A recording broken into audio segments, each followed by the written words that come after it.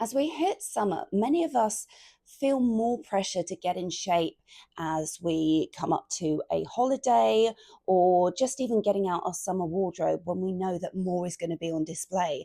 And whilst deadlines can work brilliantly in some areas of life, when it comes to our body goals, they can actually do more harm than good. Because instead of helping us to create lasting, sustainable change, deadlines can often trigger a sense of panic, all or nothing thinking, restriction, stress, and eventually rebound rebellious behavior. And I've experienced this myself for my own holidays, events, and especially when I was practicing martial arts and had to make weight for a fight or a competition. Before I dive deeper into this, make sure you hit that follow button, like the video if you like it so you don't miss out on future content. So, the thing is, deadlines work for many goals, but our bodies aren't those kind of goals. We're constantly told that goals should be specific and time bound.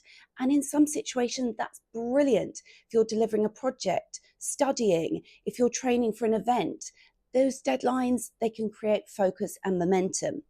But our body isn't that kind of project. There are so many variables at play: our metabolism, hormones, habits, routines, lifestyle, emotions, stress levels. They're all involved in body change. And those things rarely respond well to pressure or panic. Our bodies respond far better to consistency than urgency. First of all, deadlines encourage short term thinking. So we can shift the focus from, right, what habits can I introduce and maintain? We start thinking about what can I make myself do quickly? And that focus changes everything. Suddenly, we might start cutting out loads of foods, ignoring hunger, we might over exercise, we might try and focus on being perfect, or just thinking that it's all about willpower, because the goal is all about speed rather than sustainability. Secondly, too many changes at once usually backfire.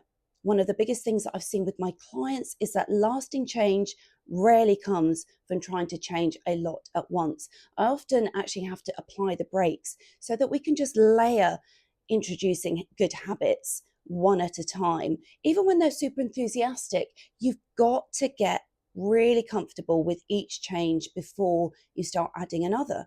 Your routines will have to adapt. Your mindset has to adapt. Sometimes your identity even has to adapt. So, some changes to make one step at a time might include starting with a high protein breakfast, maybe increasing the number of steps you take per day, finding a set bedtime, cutting out snacks. Now, for one person, one of those changes might seem easy. For another person, that could take a lot more on them mentally and emotionally.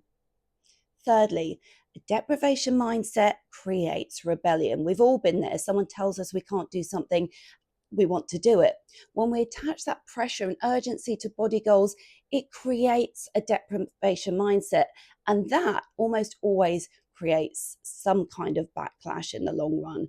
The more we tell ourselves, I must be good, I need to hurry, the more likely we're going to rebound later. And that's why so many people feel like they fall off the wagon when they get back from holiday or after an event or a deadline, because they were never building a lifestyle. They were just surviving a countdown.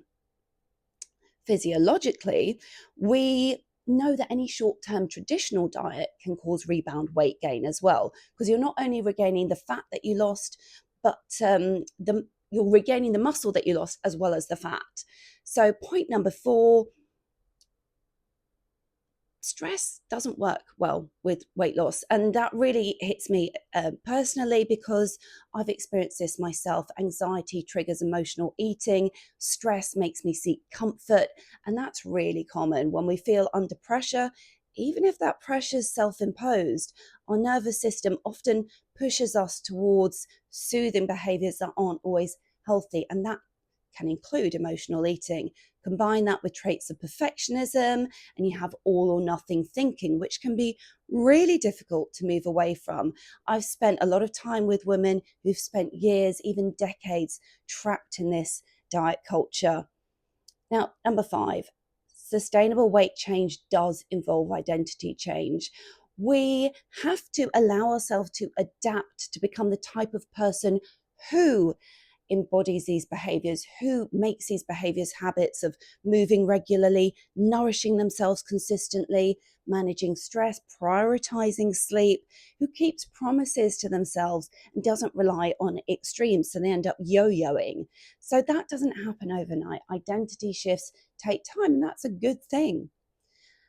Number 7, there's quite a few points I want to make here, but they're all important. You have to fall in love with the process. When we treat our body like a project, we're only focusing on the end goal. And having a vision is important, but for sustainability, when you have to change your identity, you have to appreciate and love the process. And that can take time. You're probably not going to fall in love with a restrictive diet or a full-on, really unsustainable workout schedule. In any case, let me know your thoughts. Let me know if this resonates. And if you're tired of starting fresh with this every summer and you want something that's more sustainable, if you want to stop the yo-yoing, if you want to stop the rebound dieting rebellion, then this is exactly what I help people with inside my program. And if you just want a gentle start, things you can do today, check out my 5-minute workouts. They're free strength training videos and yoga videos, all designed for you to do at home. Super simple for you to fit into your routine. Take care, have a great summer, and I'll see you soon.